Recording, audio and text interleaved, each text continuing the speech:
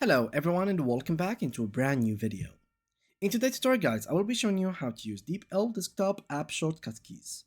So let's get started. Now for desktop there will be two kinds, the Windows and the Mac. So let's start by the Mac and then move on to the Windows. Now you can translate your text faster by using shortcuts in Deepl desktop apps. You will speed up your work by removing the need to manually copy the text or paste it. Simply what they mean is something similar to this. So in Deepl for Windows, you can also easily improve your text from any app using a shortcut.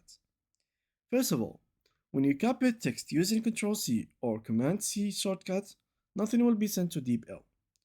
But only when you use the Ctrl+CC or Command+CC shortcut, your text will be proceed to Deepl for translation.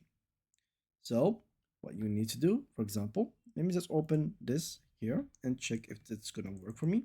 You need the application. I don't really have the application, but I do have the actual extension. Unfortunately, the extension doesn't really work with it. Let me just try to open it like this. Yeah, it doesn't work with the actual extension. It only works with the application. Now for the Mac.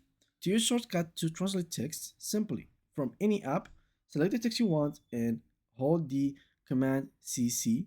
Then make sure that you hold the actual command and type CC twice. Don't remove your hand from command, just try to do it fast enough. The translated text will appear in a small window on top of the app you're using. And to improve the text, you simply have to click on Control Command C, and this will help you to improve the text.